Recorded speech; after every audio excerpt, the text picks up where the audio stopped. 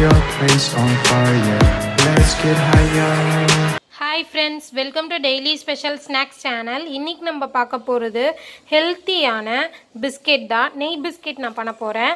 But நம்ம எல்லாருமே வந்து மைதா மாவு யூஸ் பண்ணி பண்ணுவோம்ல. நான் வந்து அரை கப் மைதா மாவும் மீதி சத்து மாவும் நான் வச்சு நெய் பிஸ்கெட் பண்ண போகிறேன். இப்போ ஒரு அரை கப் 250 கிராம் அளவுக்கு மைதா மாவு எடுத்துக்கலாம். 50 கிராம் அளவுக்கு 500 கிராம் அளவுக்கு சத்து மாவு எடுத்துப்போம். நான் அந்த சத்து மாவு தான் யூஸ் பண்ணுறேன். இதில் வந்து சுகர் ஆல்ரெடி ஆட் ஆகிருக்கு. உங்களுக்கு வேணும்னா நீங்கள் பவுடர் சுகர் வந்து ஆட் பண்ணிக்கோங்க. அரை கப்பு அளவுக்கு சுகர் ஆட் பண்ணால் போதும். நீங்கள் ஆட் பண்ணுறதா இருந்தால் 1 டீஸ்பூன் அளவுக்கு பேக்கிங் பவுடர், ஃப்ளேவருக்காக வெண்ணிலா எசன்ஸ்,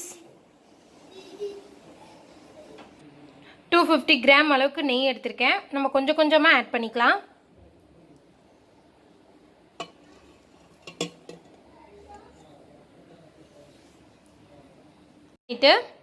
நம்ம பிசைஞ்சு எடுத்துக்கலாம். சப்பாத்தி மாவு பதத்துக்கு நம்ம பிசைஞ்சு எடுத்துப்போம். இந்த அளவுக்கு 1:2 வந்தால் போதும்.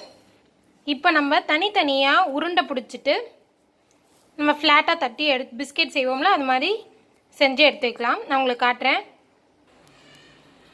இப்போ இது எல்லாத்தையும் நான் பிஸ்கெட் மாதிரி எடுத்து வச்சாச்சு.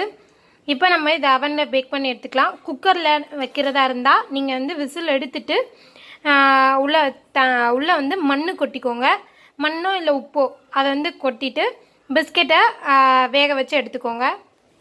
குக்கர்லனா 1/2 hour வேக வைங்க. பாருங்கள், அவனுக்குள்ளே வச்சாச்சு. நம்ம இதை பேக் பண்ணி எடுத்துருவோம். பாருங்கள், பிஸ்கெட் நல்லா ரெடி ஆயிடுச்சு. உங்களுக்கு இந்த வீடியோ பிடிச்சிருக்கும்னு நினைக்கிறேன். பிடிச்சிருந்தா லைக் பண்ணுங்கள், ஷேர் பண்ணுங்கள், கமெண்ட் பண்ணுங்கள். மறக்காமல் சப்ஸ்கிரைப் பட்டனை கிளிக் பண்ணுங்கள். நாளைக்கு இன்னொரு வீடியோ உங்களை எல்லாம் சந்திக்கிறேன். பாய்.